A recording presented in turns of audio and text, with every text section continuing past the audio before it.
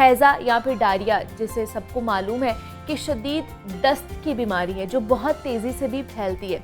अगर इसका बरवक्त इलाज ना किया जाए तो मौत भी वाक़या हो सकती है। और आम तौर पर इस खतरनाक मर्ज़ का हमला जो है मौसम गर्मा की बरसातों में होता है। हैज़े का हमला अचानक होता है और ये एक वबाई शक्ल इख्तियार करके ज़बरदस्त तबाही मचाकर एकदम गायब भी हो जाता है। तो कमज़ोर तबाह लोग इससे ज़्यादा मुतासर होते हैं और माहिरीन के मुताबिक इस मर्ज़ से जीतने के लिए मजबूत क़ुव्वत मुदाफ़त की बहुत ज़रूरत होती है। तो हैज़े की वजूहात क्या है, इसकी अलामात क्या होती हैं और इस ख़तरनाक बीमारी से हम कैसे बच सकते हैं, इस पर बात करते हैं। हमारे साथ इस वक्त मौजूद है प्रोफेसर डॉक्टर इसरारुल हक तूर है, कंसल्टेंट फैमिली फिजिशियन है।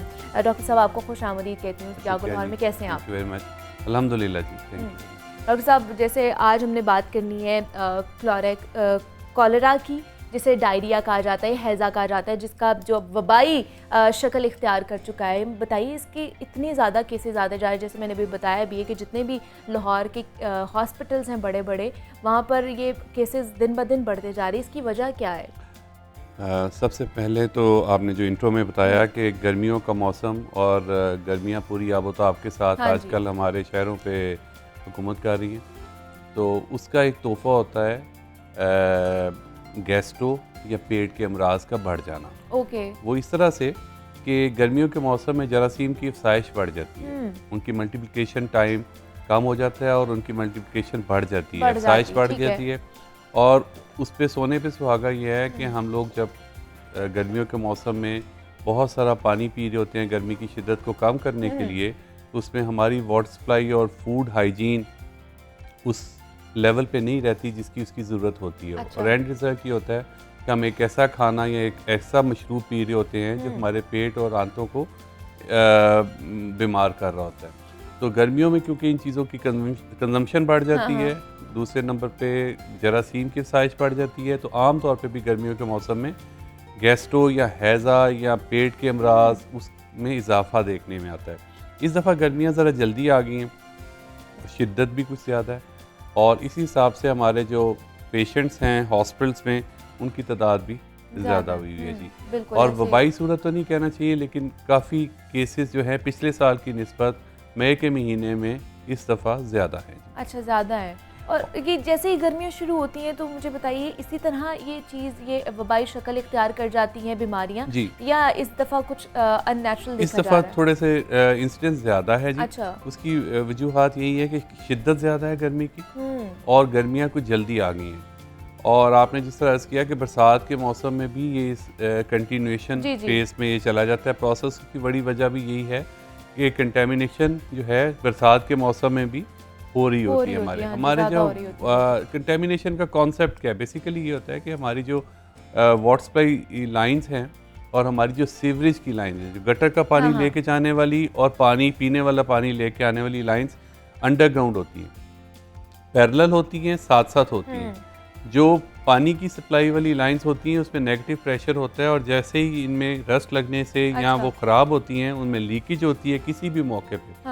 हो सकता है कि वासा के वो एक ट्यूबवेल से लेके आपके घर तक रास्ते में कहीं पे भी पाइप अगर लीक हुआ है तो पीने वाले पानी के अंदर गंदा पानी मिक्स हो जाता है। और जब आप हमारे नलके तक वो पहुंचता है तो हमें उसकी शक्ल सूरत तो वैसी नज़र आ रही होती है, लेकिन वो गंदा पानी होता है और उसकी वजह से बहुत सारे जरासीम जिस्म में जाते हैं और जिस्म में और आंतों में इन्फेक्शन का बायस बनते हैं। और कॉलरा जिसकी आपने बात की, इस दफ़ा कॉलरा के केसेस निस्बतन ज़्यादा हैं। अच्छा। कॉलरा एक किस्म का जरासीम है जी और मुँह के ज़रिए गंदे पानी और गंदी ग़िज़ा के ज़रिए जिस्म में दाखिल होता है, आंतों को इन्फेक्शन करता है और आम तौर पे इसके साथ जो अलामात होती हैं डायरिया की शदीद अलामात होती हैं। आम तौर पे जो डायरिया होता है थोड़ा बहुत मामूली डायरिया या सेल्फ लिमिटिंग डिजीज़ जिसे हम कहते हैं, ये खुद से ठीक होने वाली बीमारी होती है। एक से दो पतले पखाने आए, गैस्ट्रो या डायरिया, और वो सेटल हो जाता है। लेकिन ये कॉलरा जिसकी ख़ास तौर पे आपने जिक्र किया, किस्म जो ऐसी है जिसमें वाटरी डायरिया होता है, बहुत लार्ज वॉल्यूम स्टूल्स आ रहे होते हैं और जिससे जिस्म में नमकियात और पानी की कमी हो जाती है। और पानी और नमकियात की कमी ख़ास तौर पे उन लोगों में ज़्यादा वल्नरेबल होते हैं जो एक्सट्रीम्स ऑफ एज के हैं, बच्चे और बुजुर्ग। तो उन लोगों में ख़ास तौर पे जिनका बैलेंस बड़ा ट्रिकी होता है, या वो लोग जो पहले से किसी बीमारी का शिकार हैं, जिस तरह गुर्दों के बीमार हैं जिस तरह दिल के अमराज का शिकार हैं, डायबिटीज़ के लोग, ब्लड प्रेशर के पेशेंट्स, कि वो लोग हैं जिनका बैलेंस बड़ा नाजुक होता है। उनमें थोड़ा सा इम्बैलेंस जैसे ही आता है, उनमें वाइटल ऑर्गन्स जो हैं, जिसमें किडनीज़ हैं, जिसमें इंटरनल ऑर्गन्स हैं, उनका और ब्लड प्रेशर का और नमकियात की फ्लक्चुएशन जो है, उनको बाज़ वक़्त हॉस्पिटल्स का रुख करना पड़ जाता है। तो मुझे बताइए, हॉस्पिटल्स में इस वक्त जितने भी मरीज आ रहे हैं, उनके इलाज मुआलजे के लिए जितनी भी फैसिलिटीज़ हैं वो मौजूद हैं? जी, बेसिकली डायरिया कोई ऐसी डिजीज़ नहीं है जो हमारे लिए नहीं है।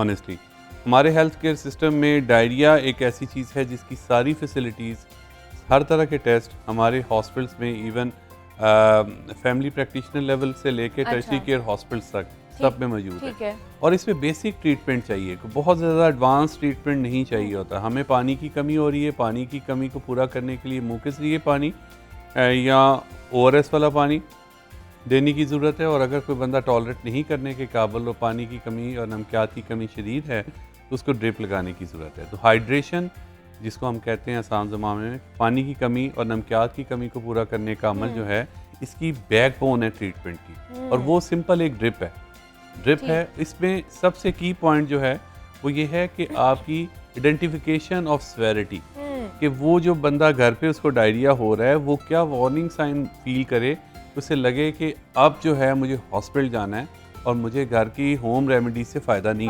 पहुंच रहा। हाँ। ये वो क्रिटिकल पॉइंट है जिसकी रिकग्निशन और पब्लिक अवेयरनेस की ज़रूरत है।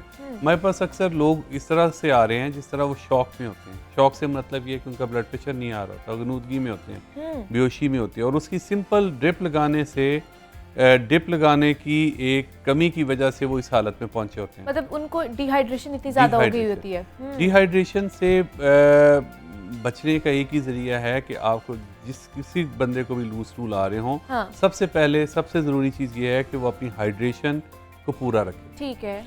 भले उसको अगली दफ़ा उसे लगे कि मैंने पानी पिया और उसी तरह वो निकल गया, हाँ। लेकिन ज़रूरी कंपोनेंट्स जो हैं जज्ब होने वाले, वो उसी पैसेज के दौरान ही जज्ब हो जाएंगे। तो ORS वाला पानी और होममेड जो स्कंजबीन है या कोई भी टॉलरेट करने वाला लिक्विड जो है, पानी पीता रहेगा तो उसकी किडनीज भी बची रहेंगी, उसके नमकियात भी पूरे रहेंगे, उसका ब्लड प्रेशर भी ठीक रहेगा और उसकी हॉस्पिटलाइजेशन की नौबत नहीं आएगी।